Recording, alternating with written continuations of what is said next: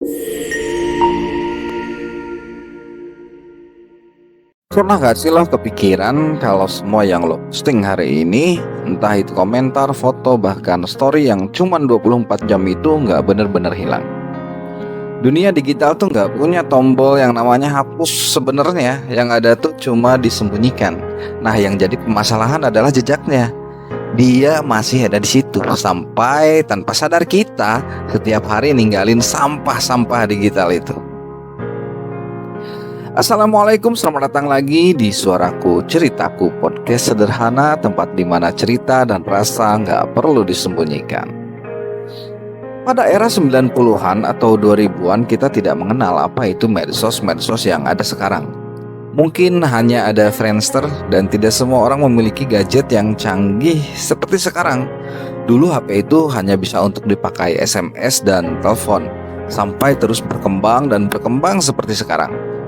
Anak-anak zaman sekarang yang lahir di era digital, di mana semua hal bisa direkam dan disebarkan kapanpun dan dimanapun, yang penting ada kuota atau wifi. Dikit-dikit update, dikit-dikit posting, dikit-dikit status, baik itu positif ataupun negatif, baik itu bermanfaat ataupun merugikan diri sendiri. Kebanyakan dari kita itu lupa bahwa nggak semua hal harus dibagikan. Gak cuma anak-anak doang, semua kalangan termasuk para orang tua, pengusaha, guru, pejabat negara. Lu tahu kan salah satu pemicu demo besar-besaran kemarin sampai ada bakar-bakaran gedung, pokoknya chaos lah itu. Disebabkan oleh omongan segelintir pejabat dan wakil rakyat di medsos yang sebenarnya nggak perlu. Karena omongannya itu memancing emosi dan provokatif, lalu tersebar luas, viral, sampai memicu kemarahan di mana-mana. Jejak digital itu kayak bayangan. Lu mau lari sejauh apapun, lu mau sembunyi di belahan dunia manapun, dia tetap bakal ngikutin. Kita ngomong asal di kolom komentar, ngejek orang di media sosial, atau nyebarin gosip-gosip yang receh hanya biar rame, biar viral.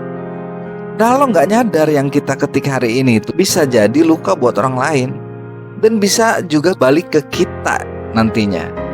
Apa yang lu tanam itu yang lu tuai. Ketika lu komentar nyeleneh di konten orang lain juga bisa komen begitu. Ya, kita semua tahu netizen Indonesia itu terkenal sampai sedunia karena komen-komennya yang terlalu tidak beretika. Wah, kalau hewan mah udah ada di sana semua. Belum kata-kata yang lain yang gak pantas. Banyak. Dan ini fakta, bukan ngarang gua. Lu bisa cek di komen-komen. Ya, lu bisa cek lah ya. Mau di YouTube, mau di Instagram, mau di Facebook, ya banyak lah. Jadi sekarang tuh eksistensi itu kayak punya ukuran baru. Bukan lagi tentang gimana kita hidup, tapi seberapa banyak yang lihat kita hidup. Seberapa sering nama kita muncul di media sosial, seberapa rame story kita dilihat, seberapa banyak yang like terus kita upload sesuatu. Padahal semua itu cuma angka. Tapi anehnya angka-angka itu bisa ngatur emosi manusia. Dan itu nyata, bisa bikin orang bahagia, bisa bikin orang terluka. Jumlah like, views itu bisa mempengaruhi kondisi mental kita. Gua kasih cerita nih. Ada fase gua sering mengalami hal ini. Kadang ngerasa kecewa kalau yang nonton video gua dikit. Udah dikit, gak ada yang like lagi. Tapi apakah hidup lu terus hancur dan berakhir di situ? Ya enggak lah. Hidup lu terus jalan dan banyak masalah yang lebih penting nunggu lu di depan. Apa sekarang masih ada perasaan itu? Ya masih ada. Gua nggak nampik. Terkadang gua pengen uploadan video gua banyak yang nonton. Tapi ya udah sampai situ aja. Gak bikin gua jadi bad mood, gak bikin gua bahagia juga. Karena ternyata ya balik lagi ke tujuan awalnya. Lu bikin video buat apa? Temen gua ada yang nanya gitu juga. Lu bikin channel YouTube tuh buat apa sih? Lu pengen terkenal, nyari AdSense, atau apa? Ya terus gue bilang, pertama gue seneng ngomong sendiri. Asik aja gitu, ngeluarin kata-kata atau apa, ngomongin apa yang ada di hati. Syukur alhamdulillah kalau ada yang dengerin atau nonton dan dapat manfaatnya dari video gue. Dan selanjutnya ini legasi buat anak gue. Jadi bila nanti gue udah gak ada dan anak gue dapat masalah atau pengalaman gak mengenakan, dia masih bisa ngobrol, dia masih bisa sharing dengan gue lewat video-video gue.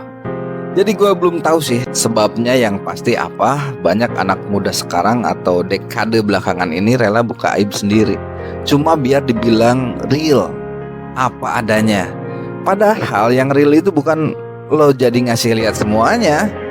Lo harus bisa milah-milih apa yang layak di-share, apa yang enggak.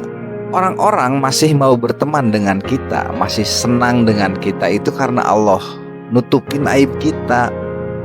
Ini malah ada yang sengaja ngebuka aibnya sendiri. Cerita duka, cerita susah, hanya cuman biar dapat simpati, dapat perhatian. Dan yang lebih parah adalah biar dapat sumbangan. Ada nggak yang kayak gitu? Ada. Yang sangat disayangkan, semua itu dianggap biasa saja.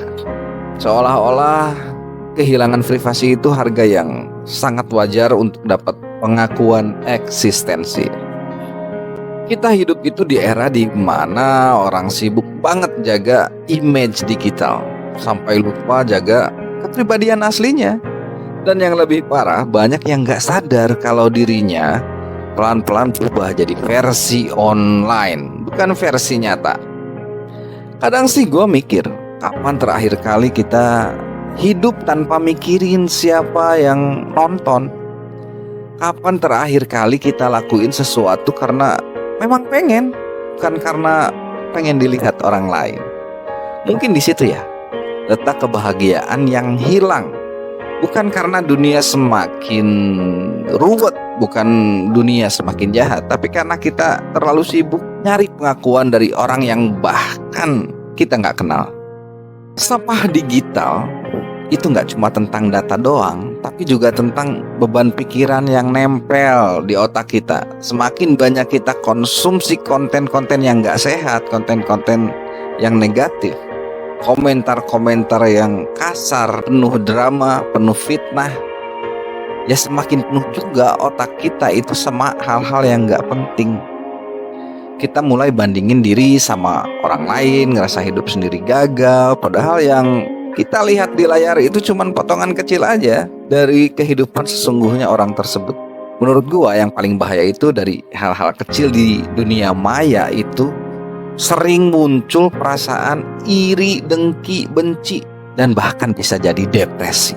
Allah bilang dalam Al-Quran surat Qaf ayat 18, tidak ada satu kata pun yang diucapkan melainkan di dekatnya itu ada malaikat yang mencatat.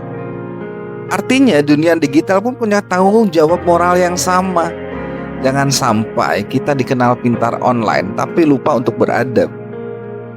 Media sosial dan dunia digital jelas punya sisi baik.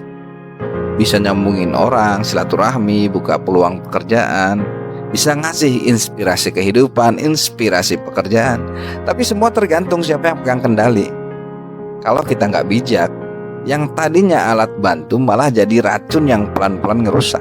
Lu komentar jahat aja atau fitnah, lu fitnah orang aja di komentar itu dicatat loh sama malaikat. Lu upload foto yang gak senonoh, yang gak pantas untuk dilihat, itu juga dicatat oleh malaikat. Jangan coba-coba. Sekarang coba lu tanya ke diri sendiri, jejak digital yang kita tinggalkan selama ini itu inspirasi atau malah jadi sampah? Dunia maya itu nggak salah, nggak ada yang salah dengan dunia maya. Yang salah itu kalau kita hidup di dalamnya tapi lupa cara hidup di dunia nyata. Jadi sebelum posting, sebelum komentar, coba lu tanya dulu ke diri lu sendiri, apa yang gua tulis ini akan menambah kebaikan atau cuma nambah sampah di dunia digital ini? Karena kadang diam dan berpikir dulu itu lebih baik daripada menyesal kemudian. Gue ada pesan khusus nih untuk para perempuan, para gadis, para ibu-ibu. Sebelum posting selfie kalian, coba dilihat lagi lah, cocok nggak buat diposting. Gitu aja. Maksudnya gini, jangan sampai kalian lagi mandi, selfie, terus posting. Atau lagi dasteran, mesra sama suami, jepret, posting. Ya, takaran kesopanan dan kelayakan untuk posting semua orang beda-beda sih. Tapi ya gitu, coba sebelum posting lu lihat lagi aman gak? Karena jejak digital itu asli menyeramkan. Yang laki juga sama, tolonglah itu komentarnya jangan terlalu frontal gitu ya. Biasa aja. Oke, gue Adam, sampai jumpa lagi di episode berikutnya. Ini suaraku, ceritaku.